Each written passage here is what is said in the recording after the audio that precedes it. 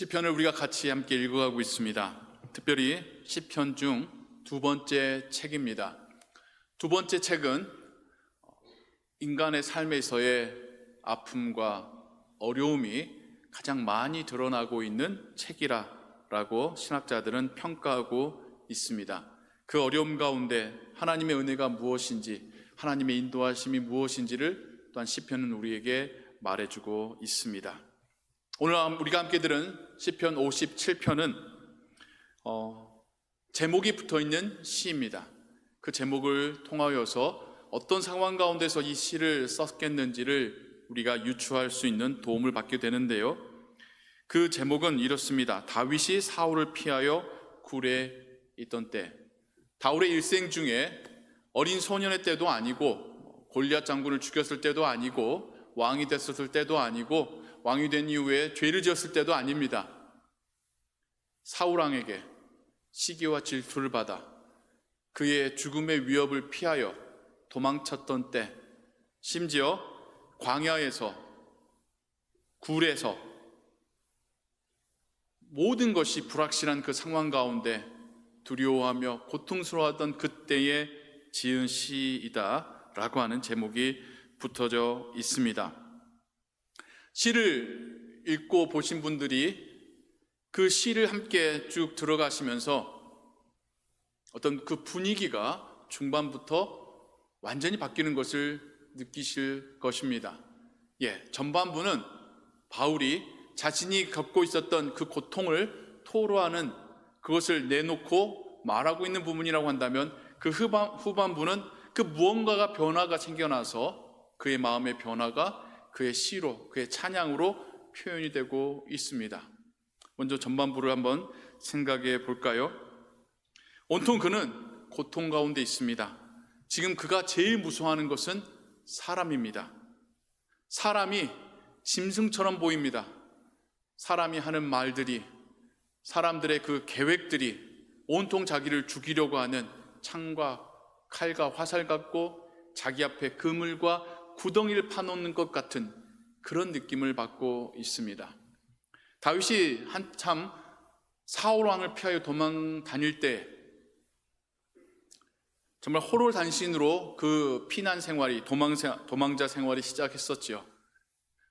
사울이 얼마나 민할 정도로 다윗을 죽이려 했냐면, 다윗을 도와줬다는 이유만으로 심지어 하나님의 제사장과 그 가문의 자녀들과 식솔들을 모두 죽여버립니다. 그리고 사람들에게 알립니다. 다윗이 너희 마을에 숨어들었으면 알려라. 알린 마을에는 내가 상을 주고, 알리지 않았을 때는 내가 다 죽이리라. 사람들이 무서워서 다윗을 고발합니다. 심지어 다윗이 구해주고 살려준 도시마저도 사울 왕에게 고발합니다. 어떤 심정이었을까요, 다윗이? 그런 배신감을, 심지어 자기와 같은 지파 사람들마저도 자기를 사울에게 고발할 지경이었으니, 사람들은 사울 왕에 대한 두려움으로 저 사람은 말하면 무자비하게 행할 사람이란 것을 알기에 다윗을 고발하는 그 상황들, 정말 천의 고아와 같은 심정이었겠죠. 다윗이 어디 있다고 하면 사울 왕이 수천 명의 군사들을 이끌고 와서 그 한 명 죽이겠다고 그 지역을 이잡듯이 샅샅이 죽이는 그런 일들을 반복하며 경험하게 됩니다. 사람들 속에 있을 수 없어서, 이스라엘 지경에 있을 수 없어서, 심지어 적국인 블레셋 지역까지 투항해봤지만 거기도 자신이 피할 곳이 아니라는 것을 알고는 그가 피한 곳은 광야였습니다. 광야의 굴속으로 숨어 들어가게 됩니다. 거기에서 그는 그의 삶이, 앞으로의 내일이 어떻게 되어질지를 그 어느 것 하나 확실하지 않은 채 불안 속에서 시간을 보내야 했습니다. 그런데 그의 곁으로 몇몇의 사람들이 찾아오지요. 다윗을 돕겠다라고, 다윗과 함께 싸우겠다라고 사람들이 찾아옵니다. 물론 한편으로는 마음이 든든할 수 있고 고마울 수 있겠죠. 가장 어려울 때, 가장 위험할 때 자기 옆에 있어주겠다는 사람들, 고맙기도 하겠지만 여러분, 리더로서 그게 또 얼마나 부담이 되는지를 아십니까? 이 사람들 내가 먹여야 되잖아요. 내가 인도해야 되잖아요. 내가 앞서 나가야 되지 않습니까? 나에게 자기의 생명들을 맡긴 사람들이면 그건 엄청난 부담감으로 다윗의 어깨를 짓누르고 있었을 것입니다. 그런 그에게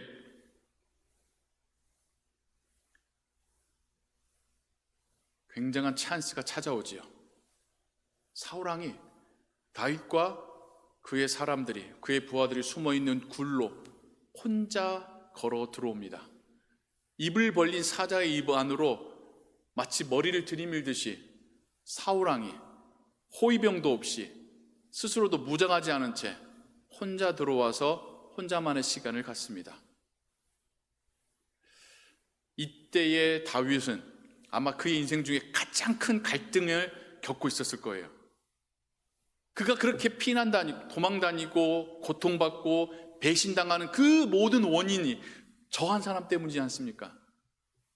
그리고 지금 자기에게 자신들의 삶을 맡기며 찾아온 그 사람들은 얼마나 간절한 눈빛으로 다윗을 바라보고 있겠어요. 여러분, 이 조직폭력배들도요, 그 두목은 자기 따르는 사람들 먹여줘야 되고요, 또 그들 앞에서 자기가 얼마나 그들이 믿고 신뢰할 만한 사람인지를, 얼마나 무서운 사람인지를 보여줘야 됩니다. 안 그러면 리더십이 통하지가 않아요. 다윗에게 자기의 삶을 맡긴 사람들 앞에서 다윗은 내가 당신들을 위해서 살인도 저질 수 있는 사람이라는 것을 보여줘야 합니다. 그래야지 이 리더십의 관계가 계속 지속이 될 거예요. 이 고통의 시간을 끝낼 수 있는 결단력이 나에게 있다는 것을 다윗은 지금 보여줘야 됩니다. 간절한 눈빛으로 다윗을 보고 있고, 당신 못하겠으면 내가 하겠습니다라는 사람들이 지금 옆에서 시동 걸고 있습니다. 아마 다윗은 그의 인생 중에 가장 심각한 고민에 빠졌을 것입니다. 막막한 상황 가운데 있는 다윗의 모습이 지금 이 시대를 살아가는 우리에게서도 발견되는 모습이곤 하지요. 우리 인생 가운데서도 끊임없이 고민들과 문제들이 우리를 찾아와 괴롭힙니다. 내가 지금 잘하고 있는 것인지, 내가 잘 살고 있는 것인지 확신이 들지 않을 때도 종종 있습니다. 건강의 이슈, 재정의 이슈, 막막한 이 상황 속에서 풀리지 않을 때도 있습니다. 직장에서 문제가 발생할 수도 있어요. 사람들과 트러블이 생겨서 막 스트레스가 올라갈 때가 있습니다. 자녀들에게 한다고는 하는데 아이들이 특별히 사춘기 시간을 겪을 때는 어떻게 하면 효율적으로 부모님의 속을 뒤집어놓을지는 아는 아이들처럼 부모님을 속상하게 만들곤 합니다. 부부관계 속에서도 갈등이 생겨날 때도 있죠. 몸에 질병이 찾아와서 내가 어떻게 한다고, 뭐 조금 밥을 적게 먹는다고, 내가 조금 뭐 산보하듯이 운동한다고 해결되지 않은 문제들이 우리 육신에 찾아올 때도 있지요. 하나가 고장나니까 계속해서 다른 것들이 고장나면서 점점 더 자신감이 떨어지는 때가 우리에게도 찾아올 때가 있지요.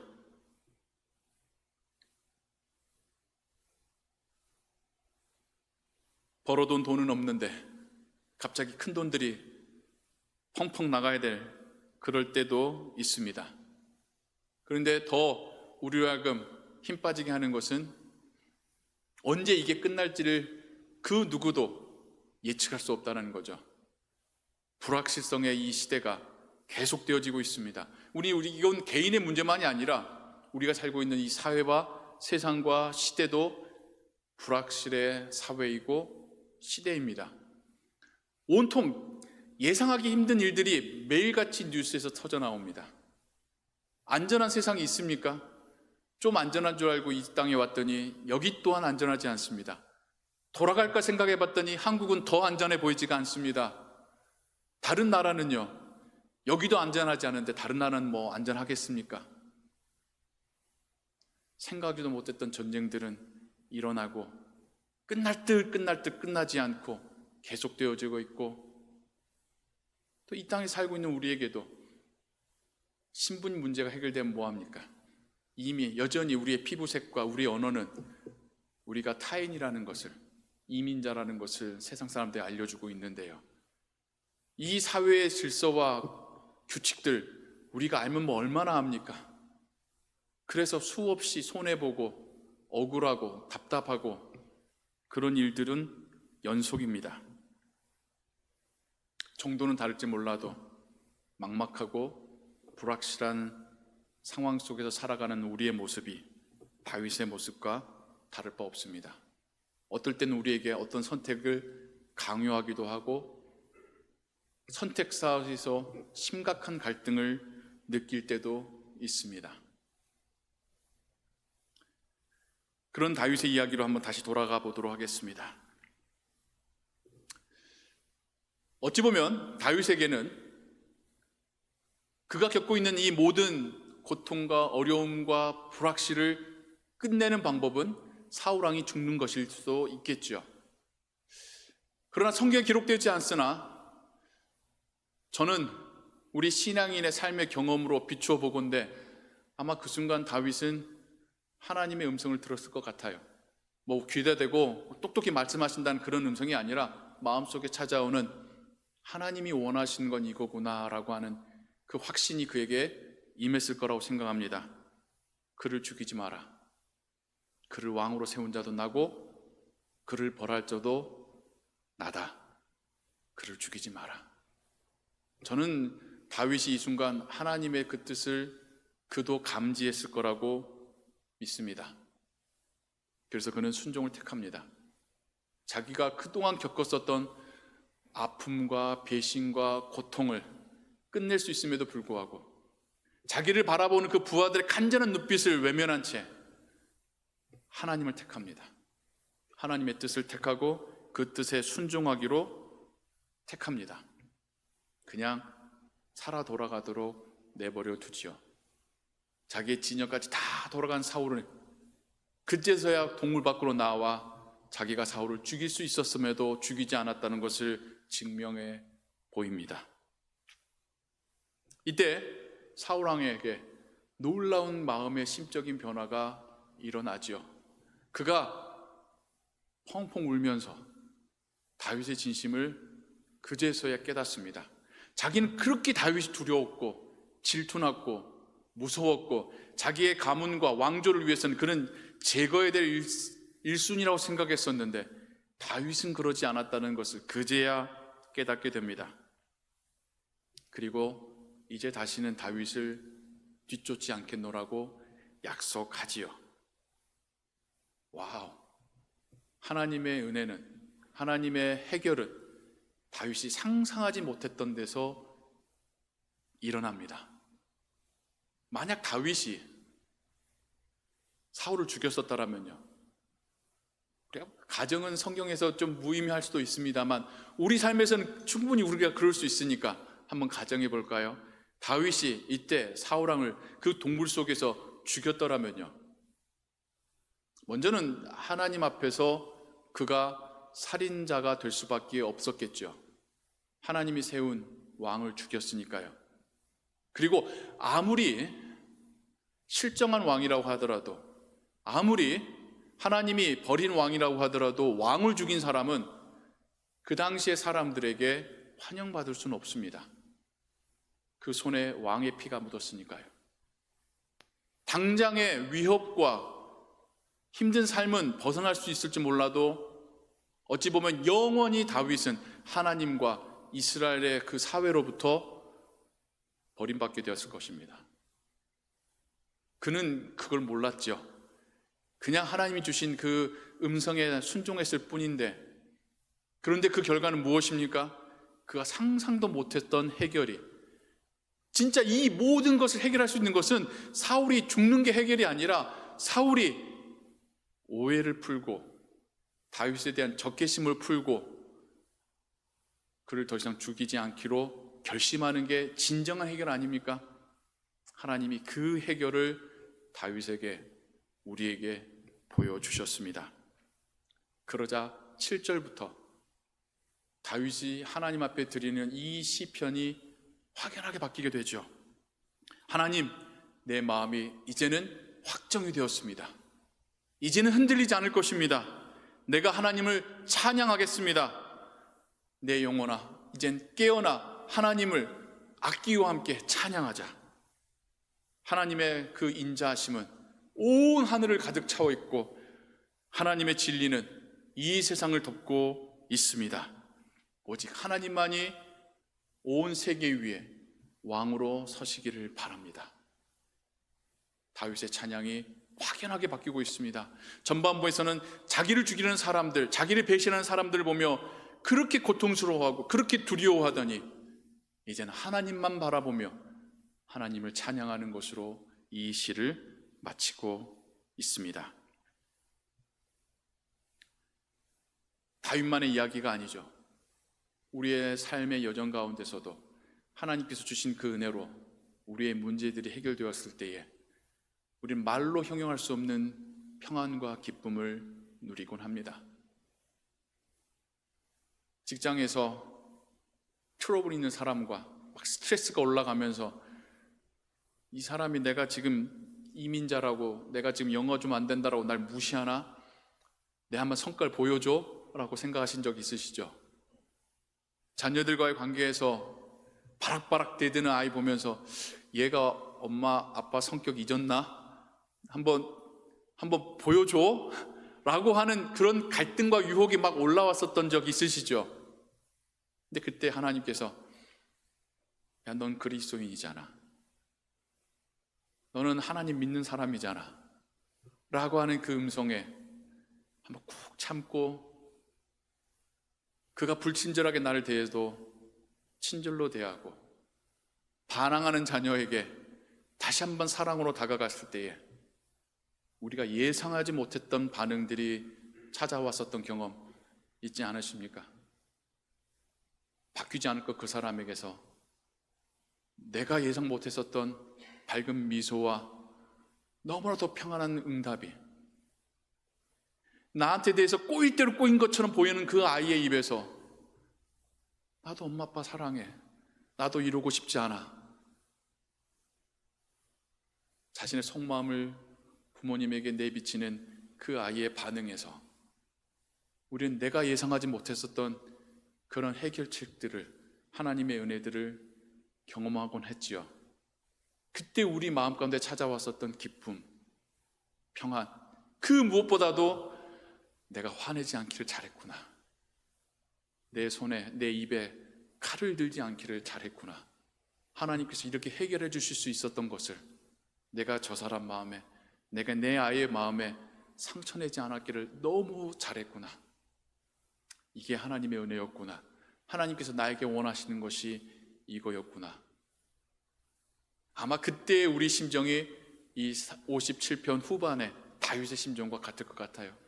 정말 마음으로 하나님께 감사하고 정말 나의 인생을 하나님께 더욱 의지할 그 결단이 서게 되고, 나의 문제를 해결하실 분은 하나님이심을 나의 성깔로, 나의 완력으로, 나의 어떤 꾀로 해결할 수 있는 게 아니라 그냥 거지곳대로 하나님의 자녀답게, 예수님의 자녀답게 살아가는 것이 문제의 해결임을, 하나님이 거기에서 우리를 위해서 역사하심을 우리는 발견하게 되었죠. 이게 신앙인이 살아가는 방법입니다. 이게 우리가 하나님의 은혜로 삶이 회복되는 해결책입니다. 하나님은 우리가 그렇게 살아가기를 원하십니다. 내가 어떻게 해결해 보려고 하는, 나에게 치밀어 오르는 이 분노를 어떻게 한번 해보려는 그런 방법이 아니라 하나님께서 우리의 마음 가운데 나지막하게 주시는 그 메시지, 내가 너를 사랑한다, 그리고 너는 내 자녀이지 않느냐, 내 방식대로 살아라 하시는 그 음성에 우리가 순종하기를 원하십니다. 그러할 때에 내가 기대하지도 않았었고 내가 예상하지도 않았었던 하나님의 은혜와 해결이 우리 앞에 펼쳐지게 될 줄로 믿습니다. 우리 입술의 찬양과 기도가 회복되어지고, 그래, 하나님이 나의 목자이시지, 하나님의 나라의 아버지이시고 왕이시지, 더욱 그분에게 예배하고 그분의 말씀에 순종하게 되는 우리의 신앙 여정이 계속해서 이어져 가게 될 줄로 믿습니다. 우리의 찬양이 이러한 찬양이 되기를 원하고, 하나님이 우리의 마음 가운데 불확실의 삶을 살아가는 우리에게 찾아오실 때에 오직 하나님만이 확실하다는 것을, 오직 하나님의 길만이 확실한 길이라는 것을 고백하며 순종하며 나아가는 우리 모두 되기를 주님의 이름으로 축원합니다. 기도하겠습니다. 하나님 아버지, 그렇습니다. 세상의 방법은 해결할 수 없습니다. 더욱 악화시킬 뿐입니다. 더욱 상처낼 뿐입니다. 파멸로 갈 뿐입니다. 그러나 하나님의 뜻은, 하나님의 말씀에 순종하는 것은, 하나님의 자녀답게 행하는 것은 그 갈등을 봉합하고 문제를 해결하고 진정으로 사람의 마음을 변화시키는 길입니다. 하나님이 역사하시는 방법이며 우리에게 평안을 주시는 길입니다. 하나님의 그 길에 우리가 순종하며 나아갈 수 있도록 도와주시옵소서. 하나님이 우리 앞에 놓여져 있는 그 불확실의 문제들을 해결하시는 것을 우리로 경험하게 하여 주옵소서. 내가 어떻게 해보려는 삶이 아니라 하나님의 성품을 닮아 정직하게 인내하며 사랑하며 용서하며 나아가게 하여 주옵소서. 그러할 때 우리 앞에 길을 여시는 하나님, 우리에게 은혜의 햇살을 비추시는 하나님을 경험하게 될 줄을 믿습니다. 우리의 하루하루의 삶에 주여 우리와 동행하여 주옵소서. 주 예수 그리스도의 이름으로 기도하옵나이다. 아멘.